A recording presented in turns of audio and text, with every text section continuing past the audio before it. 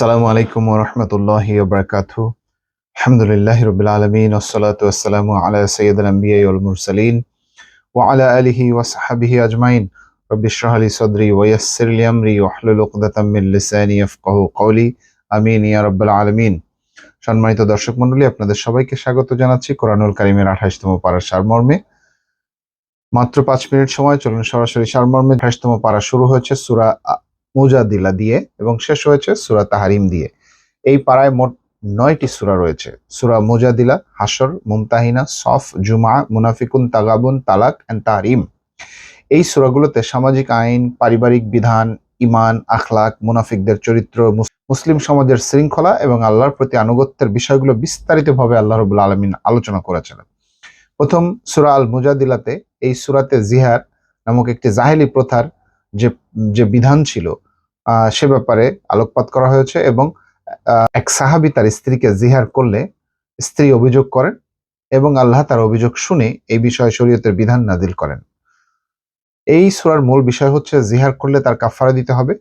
আল্লাহ গোপন কথাও জানেন। মানুষের কোনো কিছু গোপন আল্লাহর কাছে গোপন নয়। গোপনে ষড়যন্ত্র করা নিষিদ্ধ। মুনাফিক ও আল্লাহর শত্রুদের সাথে বন্ধুত্ব না করার জন্য নির্দেশ দেওয়া হয়েছে এখানে। যারা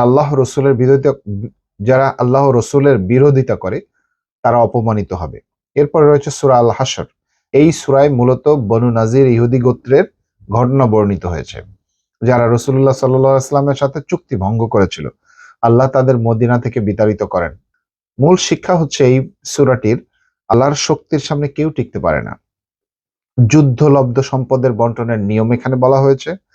মুহাজির এবং আনসারদের পারস্পরিক ভালোবাসার প্রশংসা করা হয়েছে। মুনাফিকদের ভণ্ডামি প্রকাশ করা হয়েছে। সূরার শেষে আল্লাহর অনেক সুন্দর নাম, আসমাউল হুসনাগুলি উল্লেখ করা হয়েছে। এরপরে রয়েছে সূরা আল মুমতাহিনা। এই সূরায় মুসলমানদেরকে ইসলামের শত্রুদের সাথে বন্ধুত্ব না করার নির্দেশ দেওয়া হয়েছে।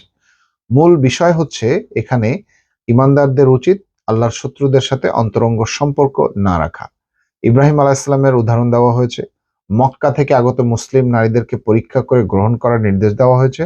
মুসলিম নারীদের সাথে কাফিরদের বৈবাহিক সম্পর্ক বাতিলের বিধান এখানে রয়েছে।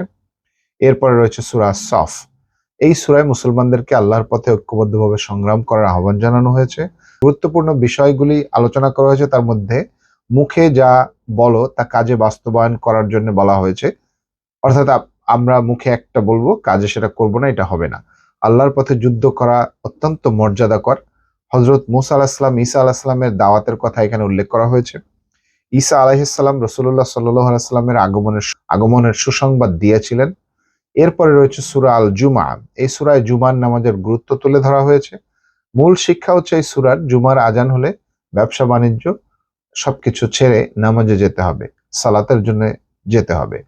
আল্লাহর স্মরণ প্রকৃত সফলতা। যারা তাওরাত পেয়েও তার অনুসরণ করেনি তাদের উদাহরণ দেওয়া হয়েছে এখানে। এরপরে রয়েছে সূরা আল মুনাফিকুন। এই সূরায় মুনাফিকদের চরিত্র বিস্তারিতভাবে বর্ণনা করা হয়েছে। তাদের বৈশিষ্ট্য তুলে ধরা হয়েছে। মুখে ঈমানের দাবি করে কিন্তু অন্তরে বিশ্বাস নেই, মিথ্যা কথা বলে এবং মানুষকে প্রতারণা করে, মুসলমানদের বিরুদ্ধে ষড়যন্ত্র করে। দুনিয়ার সম্পদ ও সন্তান যেন আল্লাহর স্মরণ থেকে বিরত না রাখে, এই মর্মে সবাইকে সতর্ক করা হয়েছে। এরপরে রয়েছে সূরা তাগাবুন। এই সূরায় রাসূলুল্লাহ সাল্লাল্লাহু আলাইহি সাল্লামের পারিবারিক একটি ঘটনার মাধ্যমে শিক্ষা দেওয়া হয়েছে। মূল বিষয় হচ্ছে আল্লাহ যা হালাল করেছেন তা হারাম করা উচিত নয়। তওবা করার নির্দেশ দেওয়া হয়েছে। নূহ আলাইহিস সালাম ও লূত আলাইহিস সালামের স্ত্রীদের উদাহরণ দেওয়া হয়েছে যারা অবিশ্বাসী ছিল। ফিরআউনের স্ত্রী ও মরিয়ম আলাইহিস সালামের ঈমানের উদাহরণ দেওয়া হয়েছে এখানে। এই পারাটির সারসংক্ষেপে যদি বলা হয় তাহলে 28তম পারায় মূলত মুসলিম সমাজ ও পরিবারের শৃঙ্খলা, ঈমানের দৃঢ়তা, মুনাফিকদের চরিত্র, আল্লাহর পথে ঐক্যবদ্ধ প্রচেষ্টা, তালাকের বিধান এবং আল্লাহর প্রতি আনুগত্যের শিক্ষা দেওয়া হয়েছে। এই পারা মানুষকে সতর্ক করে দেয় যে আল্লাহ সবকিছু জানেন এবং কিয়ামতের দিন প্রত্যেককে তার কাজের হিসাব দিতে হবে। দর্শক মণ্ডলী, এই ছিল 28তম পারার সংক্ষিপ্ত সারমর্ম। 29তম পারার সারমর্ম নিয়ে আপনাদের সাথে আবার দেখা হচ্ছে। ততক্ষণ পর্যন্ত আল্লাহ আমাদের সবাইকে ভালো রাখুন, সুস্থ রাখুন, আমাদের রোজাগুলিকে কবুল করুন, এই আশায় আজকের মতো বিদায় নিচ্ছি। আসসালামু আলাইকুম ওয়া রাহমাতুল্লাহি ওয়া বারাকাতুহু।